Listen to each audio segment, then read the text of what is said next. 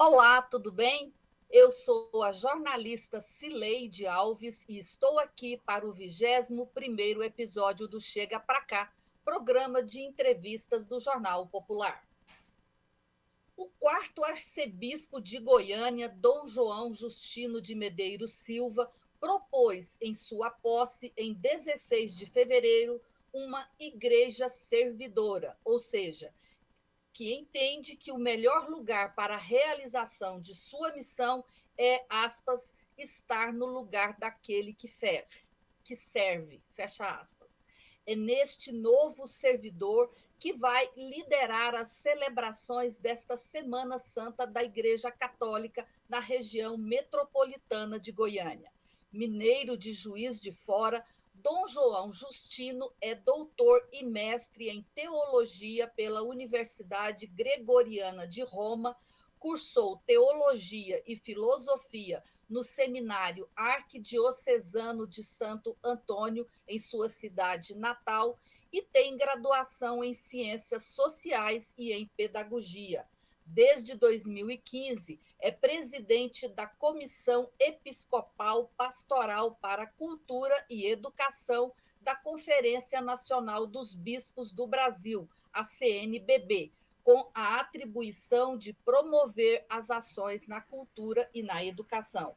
Dom João construiu sua vida eclesiástica entre Juiz de Fora, Belo Horizonte e Montes Claros, no norte de Minas, onde dirigiu a arquidiocese por 4 anos, até o chamamento do Papa Francisco para comandar a igreja da região metropolitana de Goiânia, uma cidade que ele conhecia de vista.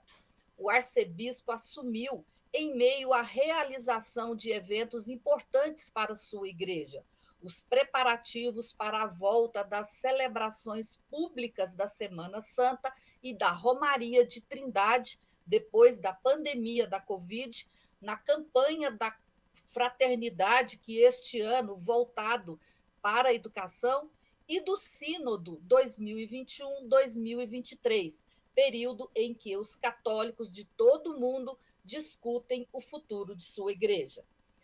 Olá, arcebispo, tudo bem? Muito obrigada por aceitar esse nosso convite. Obrigado, Cileide, pela oportunidade que me dá de poder conversar com você e com todos aqueles que estão sintonizados conosco neste momento. Bom, Dom João Justino tem um compromisso nesta terça-feira, por isso nós gravamos essa conversa na segunda-feira, dia 11. Bom, ao ser nomeado, né, no início de dezembro, o senhor disse em entrevista aqui ao Jornal Popular que conhecia pouco sobre Goiás e que pretendia, abre aspas, se inteirar sobre a sua missão pastoral e sobre os projetos desenvolvidos pela Arquidiocese, tanto na ação evangelizadora quanto na área educacional, fecha aspas. Passados quase 2 meses da sua posse, o que o senhor já sabe, já entendeu sobre a igreja que o senhor comanda agora? Eu, logo que iniciei, assim que tomei posse, quis inteirar-me da realidade das nossas principais unidades pastorais, assim eu reconheço, que são as paróquias. A Arquidiocese tem hoje cerca de 130 paróquias, incluídos aí os santuários de Trindade, também o Santuário de Aparecida, em Aparecida de Goiânia, Sagrada Família, aqui na Vila Canaã, e Nossa Senhora do Perpétuo Socorro, em Campinas. E para isso eu tomei a decisão de me encontrar com o clero por vicariatos. A arquidiocese está organizada em 9 vicariatos. Então eu me reuni e já concluí este caminho na última quinta-feira, dia 7. Eu então visitei cada vicariato e ali escutei os padres que estão à frente das paróquias. Com isso eu tive uma visão geral de toda a arquidiocese a partir da realidade paroquial. Nos vicariatos do interior eu estive em Silvânia, também em Umas e em Trindade. E o vicariato de Senador Canedo, nós nos reunimos aqui em casa porque estamos muito próximos.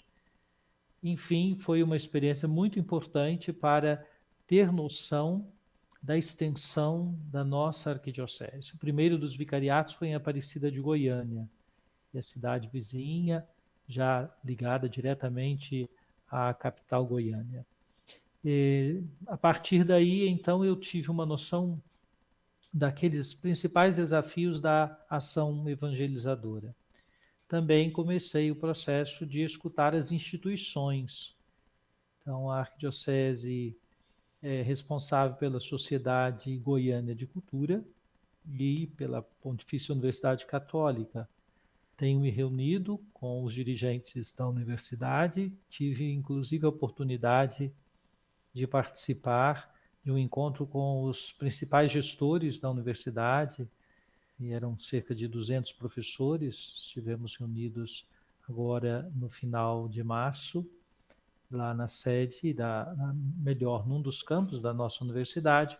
Também temos uma TV, a PUC TV, já pude visitar, e estou fazendo este caminho, não é? A Cúria Metropolitana, que tem uma série de serviços conjugados, os seminários, e estou trilhando este caminho. Tenho recebido muitas pessoas que têm pedido para conversar e tenho priorizado aquelas audiências que me ajudam a compreender um pouco mais a realidade que estou inserido. Tem sido interessante e vejo um grande potencial dessa igreja e não poderia ser diferente, existem perspectivas e desafios. É bem maior do que a arquidiocese que o senhor comandava ou é Sim, similar? sim. Há uma diferença fundamental em termos de território. Aqui é um terço do que era lá. Montes Claros é uma diocese com 45 mil quilômetros quadrados, é maior que o estado do Rio de Janeiro. Então eu tinha distâncias muito longas para percorrer, paróquias a 350 quilômetros da sede e em estradas menos, vamos dizer assim, mais perigosas até do que as que temos aqui, que são mais aparelhadas. Mas a população de lá é um terço da população daqui.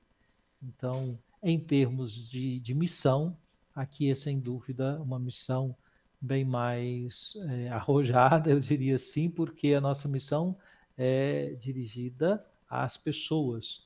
Então, aqui temos aproximadamente uma população na arquidiocese de 2.800.000 habitantes. É muita gente e a cidade aqui é uma região metropolitana, verdadeiramente metropolitana. Dom Justino, vamos então conversar sobre esses dois lados que o senhor ouviu, a parte pastoral e a parte das instituições. Vamos começar pela parte pastoral. Quando o senhor se empossou, foi empossado, o senhor falou nesse caminho aí de uma igreja servidora. Explica para a gente o que é essa igreja servidora e se isso é diferente do que vinha sendo feito, a opção que a igreja vinha tocando aqui em Goiânia. Bem, eu acredito que a minha palavra no dia da minha chegada foi um modo de reforçar aquilo que é próprio da igreja. A igreja de Goiânia já vinha, sem dúvida, servindo, e eu quis insistir que este é o nosso foco. O Papa Francisco nos ajuda a entender um pouco a tonalidade do que seria uma igreja servidora. A quem a igreja serve? Às pessoas, às comunidades, aos povos, podemos dizer assim.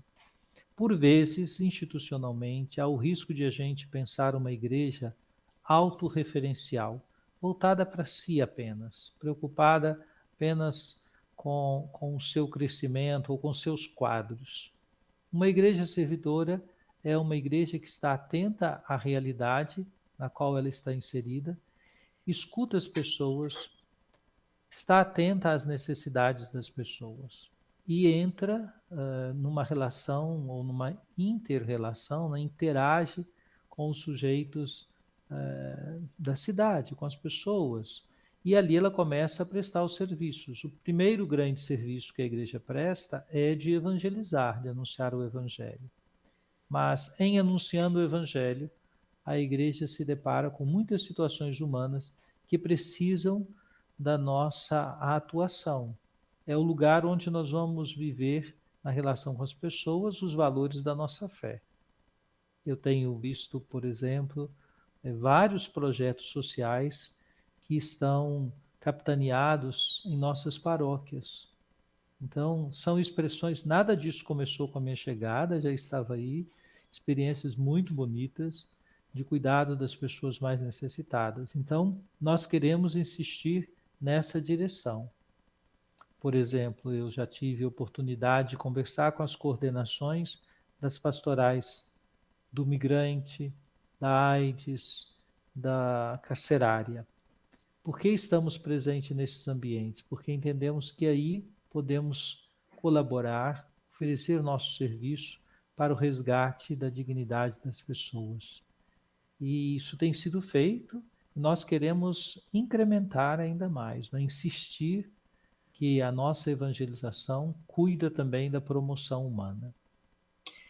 Bom, a pastoral da terra, ela ainda exerce as funções que ela teve no passado, Dom João? Sim, existe a pastoral da terra em diversas dioceses da Igreja do Brasil. Aqui na diocese, eu ainda não estive reunido com pessoas que têm trabalhado diretamente a questão da terra.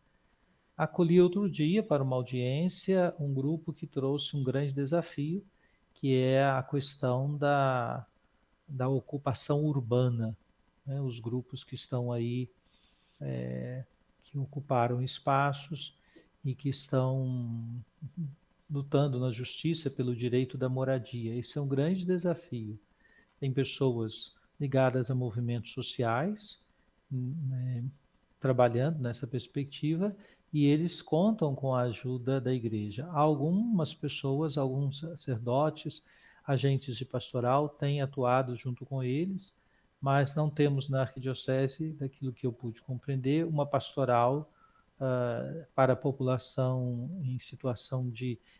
Para a população em situação de rua, sim, mas aqui nós estamos falando de pessoas que estão em espaços onde há alguma demanda de despejo, inclusive, porque estão em espaços que pertencem a instituições ou a pessoas, não é, físicas, no caso. E é possível a diocese criar essa pastoral voltada para essas ocupações urbanas? É importante que a gente escute essas pessoas, sim, e perceba qual é a participação da diocese, não é? Ainda são situações humanas, sociais, que aí estão nos desafiando. A igreja tem sempre o interesse de colaborar para que a fraternidade aconteça entre as pessoas. A igreja sonha com uma cidade, pensando aqui cidade no sentido mais genérico, né, com cada cidade, onde as pessoas possam viver com dignidade, e isso supõe a questão da moradia, que é ainda no Brasil um grande desafio. Eu estou me inteirando exatamente a partir das escutas dos diferentes grupos dessas situações. Temos também na nossa diocese, eu ainda não conversei com aqueles que trabalham com a população de rua, mas isso é visível. A gente anda pela cidade, aqui não é diferente de outras metrópoles, onde você se depara com pessoas que estão vivendo na rua, nas praças. Então, como que a igreja pode dar a sua parcela de contribuição? Certamente o diálogo com o poder público é sempre importante, é fundamental. A igreja não pode substituir, não é, o Estado, o município, que tem a sua tarefa muito importante, mas como outras instituições que trabalham também na defesa dos direitos humanos, no acompanhamento dessas causas, a igreja tem também a sua contribuição. Bom, Dom Justino, tem uma questão que eu queria ver com o senhor, que eu acho assim, eu acompanhei conheci os três arcebispos antecessores do senhor. Dom Fernando, Que eu bom. era estudante de jornalismo e conheci Dom Fernando, cheguei a entrevistá-lo uma vez. depois do Dom Fernando Gomes dos Santos, o Dom Antônio Ribeiro de Oliveira e, por fim, agora o Dom Washington Cruz. Os dois primeiros tiveram uma linha, assim, uma atuação mais progressista, né, mais ligada a essas questões do povo que o senhor está citando aí. Já o Dom Washington, ele teve uma linha um pouco mais conservadora. Como será o Dom João? Pois é.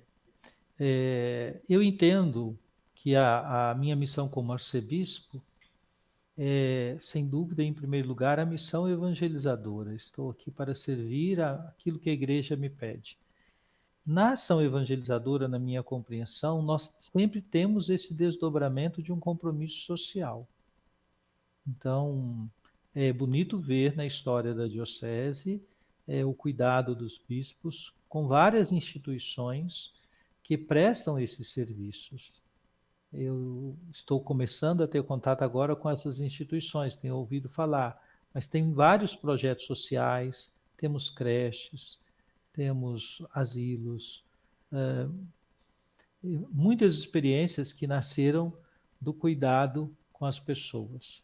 Alguns desses cuidados, eu diria assim, eles são complicados, delicados, porque pense a senhora na Vila São Cotolengo de Trindade, não é? Que coisa, que obra maravilhosa, mas muito desafiadora, porque ali você tem que lidar com tantas questões, inclusive legais, e que nós não podemos fazer um trabalho sem estar dentro da legalidade.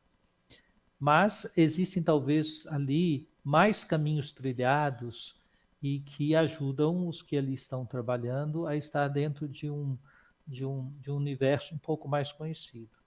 Eu tratei aqui há pouco, falei da questão da moradia, direito à moradia. Essa é uma questão um pouco mais delicada. Nós temos menos caminhos trilhados nessa direção para resolver esses problemas de ordem, eu diria assim, mais urgente, não é? E não que o Estado não tenha investido nesta direção, mas nós sabemos que existe ainda um número muito grande de pessoas que estão sem moradia ou em moradias muito precárias. Então, eu entendo que a evangelização, anunciamos o evangelho, servimos as pessoas e precisamos escutar as demandas das pessoas, seja como igreja, como arquidiocese, seja no apoio, na interação com outras instituições que têm feito este trabalho bonito. Pois é, o Dom Pedro Casaldáliga foi um bispo que atuou muito nessa linha que o senhor está falando, né? E por ocasião da morte dele, em 2020, o senhor escreveu um artigo no site da CNBB, em que o senhor disse o seguinte, abre aspas, ó Deus, dá-nos como bispos de tua igreja uma porção do espírito da mística e da profecia de Dom Pedro Casaldáliga, fecha aspas. E que consiste essa profecia e como que ela pode ser vivida, né, pelo arcebispo e pelo povo católico em Goiânia? É. Estou aí diante de um grande desafio, de um aprendizado, né?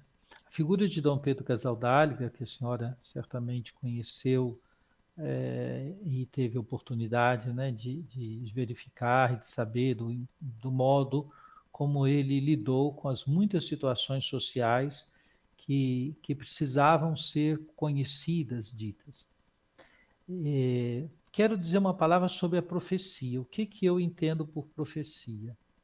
Eu entendo por profecia uma palavra que precisa ser dita e que não pode ser dita por qualquer pessoa. O que eu quero dizer, né? A dimensão profética é a senhora, como jornalista, também pode ser profeta. Como? Exercendo a sua profissão de jornalista, palavras que, como jornalista, são muito importantes que sejam ditas pela senhora. É o seu trabalho, né? Então, eu digo assim, há palavras que o político precisa dizer porque ele está nesse lugar. E eu entendo que há palavras que o arcebispo, ou nós religiosos, pastores, precisamos dizer porque estamos num lugar que vemos realidades, escutamos as pessoas, visitamos comunidades e não podemos nos calar diante do que vemos, ouvimos e os outros nos trazem. Eu acredito que o Dom Pedro Casaldáliga sobretudo pelo lugar em que ele atuou, viu realidades e usou exatamente de sua palavra, de seu ministério, para fazer conhecidas aquelas realidades que precisam ser transformadas, ou precisavam e ainda precisam ser transformadas. Então, a palavra da profecia não pode se confundir com meramente uma espécie de denuncismo, não é? Em que a gente fica procurando toda hora alguma coisa. Não, não se trata disso. Se trata de, há uma palavra que eu preciso dizê-la aos meus padres, às minhas comunidades, à sociedade, à Igreja de Goiânia, àqueles que estão exercendo o poder. Então, e essa palavra vem a partir da escuta, da percepção, né? Onde estão as nossas urgências? O que estamos, né? Que nos é mais forte agora, neste momento, como um apelo para que a fraternidade, o respeito à vida, às pessoas, aconteça. É um pouco nessa linha. Uma dessas palavras poderia ser, por exemplo, a moradia, que o senhor observou Sim, aqui, que é uma sim. fragilidade dessa região. Sim. Eu tive a oportunidade, como disse, de escutar um grupo que veio até mim trazendo esse desafio, não é? Então, uma pastoral da moradia significará ouvir essas pessoas, criar pontes de diálogo com o poder público, e o poder público aí a gente envolve a todos, né? Não só os que estão gerindo, no caso o executivo, ou os que estão legislando, mas também o Ministério Público que acompanha essas ações que envolvem o exercício do poder na sociedade. Bom, a campanha da fraternidade, que teve o lema Fala com sabedoria, ensina com amor, esse tema foi escolhido muito em função dos desafios, né, da educação pós-pandemia, pelo menos pelo que eu me informei. Exatamente. Mas coincidiu com a revelação da ingerência de pastores evangélicos no Ministério da Educação, né, esse escândalo que derrubou o ministro Milton Rabelo, ele também um pastor da Igreja Presbiteriana. Na sua opinião, o que esse fato nos diz sobre a situação da educação no Brasil nesse momento da campanha da fraternidade? É, eu presido a Comissão de Educação, Cultura e Educação da CNBB desde 2015, estamos encerrando no próximo ano. Tivemos a oportunidade de conversar com o episcopado diversas vezes sobre a questão da educação, que é algo muito próximo da nossa missão na igreja, não é? Quando a senhora que é daqui, filha de Goiânia, certamente sabe que essa cidade nasceu à sombra de grandes escolas católicas, né? E que teve em Dom Emanuel e Dom Fernando bispos que muito cuidaram da educação. Pois bem, para dizer do nosso interesse de acompanhamento e mesmo de investimento na educação. Não apenas a educação católica, mas toda parceria que é possível para a educação com apoio da rede estatal. O que nós observamos? O Brasil, infelizmente, ainda carece de uma política de educação, uma política de Estado. Nós estamos patinando nesse tempo ainda de ter projetos ligados a mandatos e, às vezes, até a ministros. Então, não foi apenas nesse governo que nós tivemos mais de um ministro. Governos anteriores tivemos ministros mudando, né? Ministro da Educação. E cada um, às vezes, chega com um projeto, ou para acertar uma coisa e outra. Falta no Brasil uma política de Estado para a educação que dê continuidade, porque uma criança que entra na escola para a primeira série, o primeiro ano, o que acontece? Ela vai passar nesse processo no mínimo 15, 18 anos. Imagina a falta de uma política de Estado, o que significa? Significa que ela vai se submeter a diferentes visões de educação ao longo do seu processo. Então, quase que começa num modelo pedagógico, vai passar por muitos outros. Então, isso é triste. Houve uma iniciativa muito importante, ainda está em curso, que é o Plano Nacional de Educação, que foi muito debatido, mas o Estado brasileiro tem sido muito frágil, e o Ministério da Educação, em levar adiante as propostas, as metas que ali foram estabelecidas. Então é preciso mais força nesse sentido. Pois é, mas bem ou mal, tinha alguma política de educação. Nós estamos vindo aí da Base Nacional Curricular, nós estamos vindo Exatamente. do Fundeb, que foi, né, refeito agora há 2 anos atrás, nós estamos vindo aí de uma reforma do ensino médio, que também foi um projeto de mais de um governo.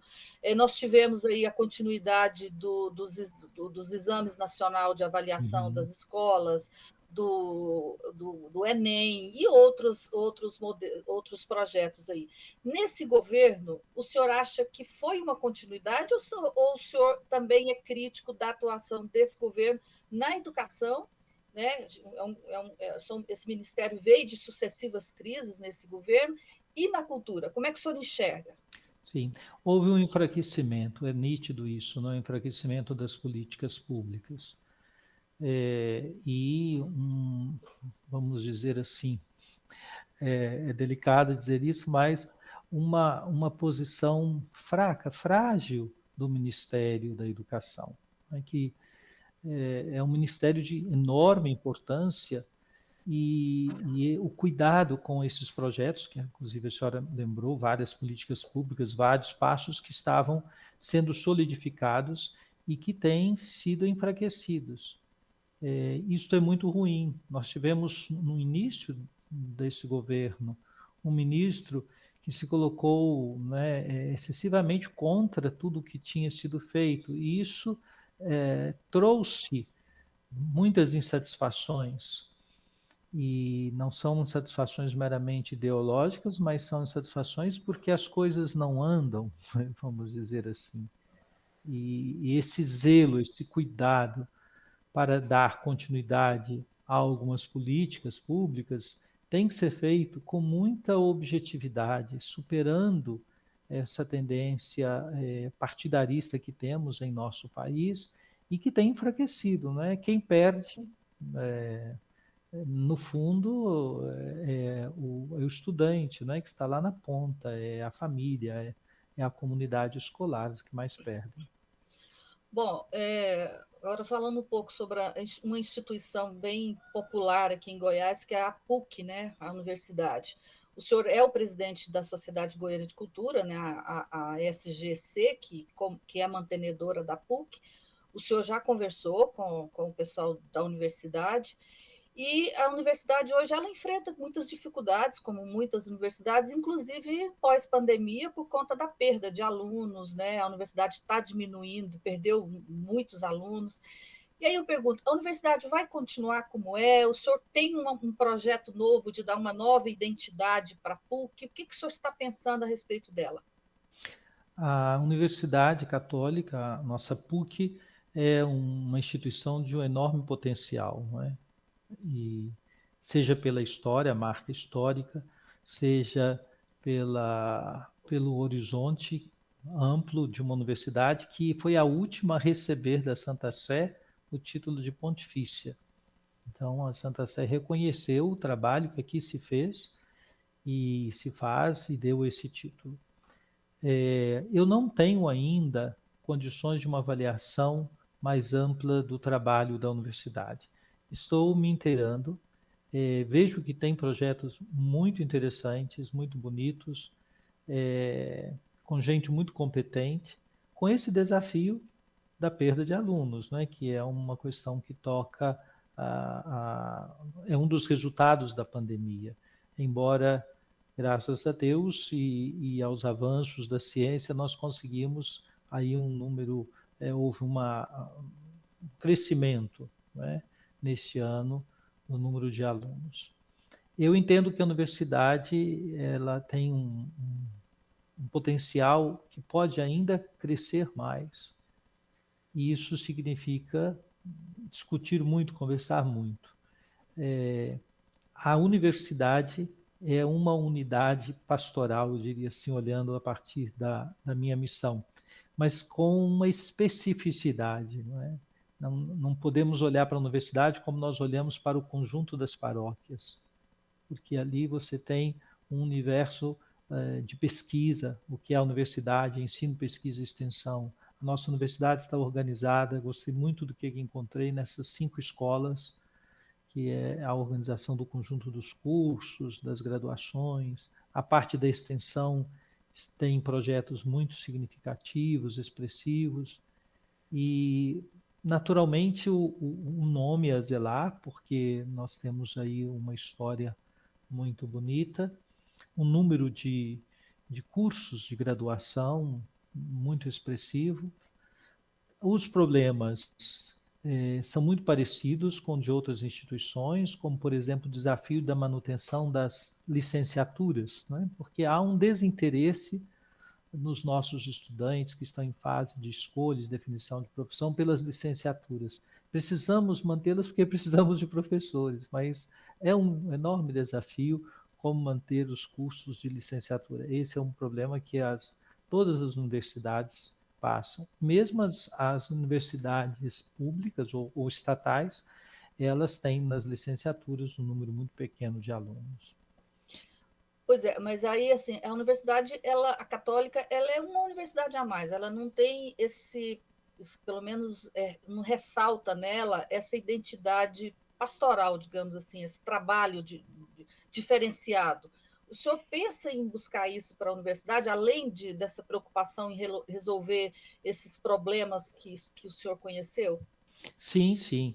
Eu tenho identificado aqui na nossa universidade algumas expressões interessantes disso que é a identidade católica, não é? É preciso aprofundar isso.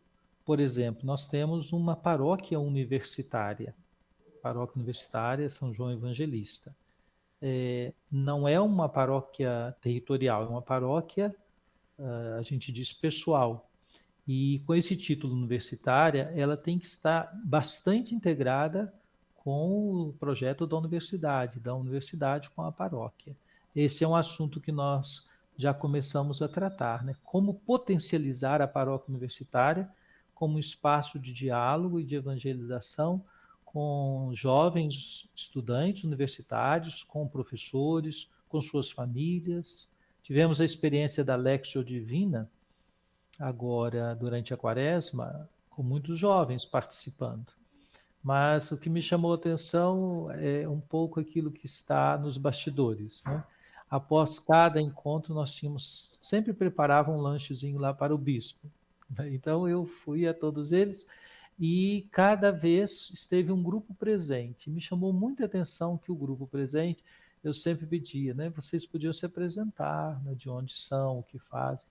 Então, de fato, pude ter contato com vários universitários de diferentes áreas, alguns já graduados, alguns em pós-graduação, que são jovens, alguns vieram de outras cidades, outros são daqui, que, pelo vínculo não só com a Universidade Católica, mas até alguns de universidades ali, a Universidade Federal, não é, a UFG, participaram desse projeto e ali estão.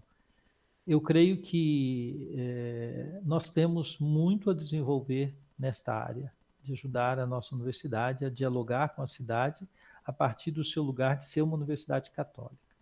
Pois é, o senhor está falando sobre esse trabalho para fazer com jovens, né, para integrar, e aí eu me fez lembrar que Goiânia é uma cidade em que os evangélicos assim, expandiram muito na cidade. Eu entrevistei o bispo Oídes na semana atrasada, que é o principal nome aí da Assembleia de Deus Madureira, em Goiás e no Brasil, ele é o terceiro vice-presidente da Convenção Nacional, e assim, a gente percebe a expansão dos evangélicos em Goiânia, eu não me lembro mais da proporção, mas Goiânia é uma das cidades brasileiras com uma proporção alta de evangélicos em expansão, e no público da Igreja Católica, claro, né? A Igreja Católica está perdendo esse público. E, além disso, a Igreja Evangélica ela é muito ostensiva na participação na política, lança candidatos, tem igrejas com partidos. E aí eu queria saber do senhor, quer dizer, como é que o senhor vê essa expansão, como é que o senhor pensa em trabalhar isso, né, aqui em Goiânia, e como é que o senhor vê essa opção da igreja por fazer política mesmo, política partidária, apoiar candidatos. A igreja de Goiânia, antes do senhor, a gente sabe que tinha preferências também, tem candidatos de perfil inclusive mais à direita, ligados ao arcebispo, que estão na política. Como é que o senhor vê isso? É, bem, a igreja está no mundo e no mundo está a política e a igreja não caminha isenta, não é, desse espaço político. O que é sempre uma discussão entre o episcopado é esta opção que se tem de ter uma atuação na política mais incisiva, apoiando candidatos que têm uma pauta, programas mais em sintonia com os valores da igreja. Qual é o grau de apoio a esses candidatos, não é? Nossos irmãos evangélicos, vou dizer assim, eles muitas das vezes tiram os candidatos das suas comunidades, fecham com eles. Muitos desses candidatos são inclusive pastores. Na igreja nós temos uma normativa que os ministros nossos, diáconos, padres e bispos, não podem se candidatar. Então, a opção de alguns se candidatar é uma opção de se distanciar do ministério. E o que nós temos aí? É, Nesse sentido, a Igreja Católica tem, nos últimos decênios, uma tradição de fazer um apoio mais à margem, né? Não assim, ela não sobe nos palcos para anunciar os seus candidatos. Alguns acham que nós perdemos com essa opção. Eu sou mais favorável a um estímulo de que, de fato, os católicos entrem na política, atuem a partir dos valores, né? Mas que nós, bispos, sobretudo, e os padres, deixemos a comunidade escolher. Não é? Nada impede que nós criemos situações para que esses candidatos que saem das nossas comunidades tenham espaço para dizer dos seus programas, porque também seria muito ruim que nós disséssemos, vocês vão, mas vão sozinhos. Não, é importante que vocês se preparem, sejam competentes, se candidatem, não é? E tenham na comunidade eclesial espaço para falar dos seus programas, até para dialogar conosco, os próprios pastores da Igreja Católica, os bispos, os padres, certo? Mas, dada a diversidade, que é um traço próprio da tradição católica, é muito ruim quando se fecha com um partido ou com outro, porque cria no interno da comunidade uma divisão. Então, é um jogo de cintura, né? Como que manter-se vinculado à comunidade, sabendo que numa mesma comunidade você terá um candidato de uma tendência partidária mais à esquerda e outro de uma tendência mais à direita. Mas ambos são filhos da igreja, né? E certamente devem saber justificar as suas opções políticas. O senhor deixará para que ele se justifique, então, com os fiéis. Exatamente, é. Bom, Padre Robson de Oliveira, né? O senhor já deve ter conhecido todo o processo, afinal, o senhor já se reuniu com o Vicariato de Trindade.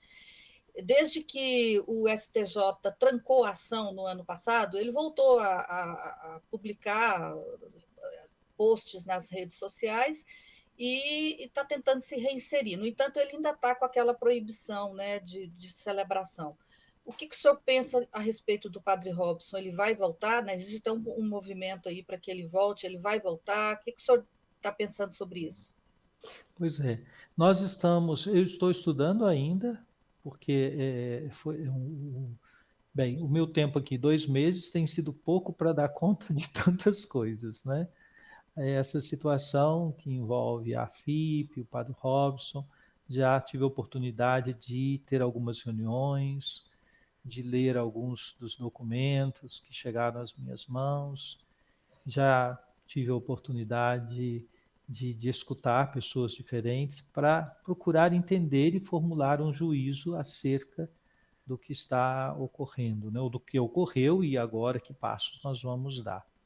O retorno do Padre Robson não é uma coisa que depende exclusivamente do arcebispo, né? Lembrar que ele é um religioso e antes eles têm que estar em obediência ao arcebispo, mas em obediência à sua ordem religiosa, que no caso os redentoristas. Então, nesse sentido, é preciso que eu não posso dizer Padre Robson volte sem que a ordem se manifeste, e eles também não podem dizer volta sem que eu seja ouvido. Né? Então é um diálogo e temos conversado sobre isso, já iniciamos, e, e temos aí uma situação em que precisamos entender e esclarecer algumas coisas. Reconhecemos que foi um momento muito difícil para o próprio Padre Robson, para a congregação redentorista, para o arcebispo Dom Washington, para a arquidiocese. E, dada a delicadeza da situação, é preciso agora trilhar um caminho em que a gente não cometa novos equívocos. Né? O senhor encontrou com ele também ou ainda não? Sim, sim, já tive a oportunidade, ele já veio à minha casa, conversamos com muita discrição, né? Então marcamos um dia, ele veio, foi muito bom escutá-lo e pude escutá-lo, ele também me escutou, embora eu tenha podido dizer muito pouco, mas foi um momento muito tranquilo a nossa conversa. Quando que vocês vão chegar a um consenso aí, a ordem redentorista e o senhor? Eu desejaria que isso pudesse ser encaminhado num prazo que não fosse, vamos dizer assim, que gerasse tantas expectativas, né, quanto mais demora. Mas, de fato, são processos que não dependem exclusivamente, também é preciso dizer isso, né, só do superior provincial, de mim. Outras pessoas estão envolvidas nessa nessa escuta e nesse discernimento, não é? Quais pessoas, Dom João? Porque houve um processo civil, nós temos que ele está arquivado, não é? Uhum. Mas temos estudado com os advogados o que significa tudo isso, né? Esse arquivamento para para a justiça civil e as implicações canônicas, não é? O que que significa isso para um religioso, para uma associação religiosa interno da igreja? Pois é, até isso que eu queria falar com o senhor, porque pelo que eu entendi, o STJ arquivou as investigações, muito aceitando aquele argumento de que a AFIP é uma associação privada e que não cabe a investigação por parte da autoridade pública. No entanto, ali havia suspeitas de uso, no mínimo, heterodoxo dos recursos arrecadados pela FIP. E aí, sim, não interessa, eu vou usar uma expressão que eu não sei se está certa, o senhor me corrige, por favor, quer dizer, ao direito canônico investigar, saber exatamente o que aconteceu e as implicações disso para a igreja? Exatamente isso. Essa é a parte que nós estamos, né, que eu cheguei, já encontrei em andamento, e é uma parte delicada, ouvir as pessoas todas envolvidas, porque se trata, quer dizer, a igreja tem um direito próprio, existe um próprio direito, até um direito penal, e a igreja precisa entender o que aconteceu. Então, também muitas pessoas foram ouvidas no processo canônico, O né, senhor que acha que está em curso. tá, antes da festa de Trindade, o senhor acha que não tem a solução ainda não? Acho que não, não é? E a festa está tudo ok? Confirmada, A presencial? festa está confirmada, dialogamos com o padre João Paulo, que é o reitor do santuário, e está confirmada. Naturalmente, eu não tenho noção da proporção da festa, estou ouvindo, e o que estou ouvindo me deixa assim na expectativa do que significa toda essa festa, mas vejo os padres redentoristas bastante empenhados, os do santuário, para oferecer um retorno à festa. Bom, Dom João, eu agradeço muito pelo seu tempo, pela conversa. Espero poder recebê-lo aqui em outras oportunidades para a gente falar sobre esses assuntos aí de interesse da igreja e da sociedade. Muito obrigada pelo seu tempo. Obrigado, Sileide. É bom dialogar, não é? As perguntas fazem a gente pensar e fazer até um balanço, né, de como estamos indo no exercício do ministério. Aproveito para desejar a você uma boa Semana Santa e uma boa Páscoa. Obrigada para o senhor também. Bom, a gente fica por aqui. E não se esqueça, o Chega Pra Cá também é podcast. Toda terça-feira à tarde tem um programa novo no seu tocador preferido. Lá também você vai encontrar todos os episódios anteriores. Confira. Tchau.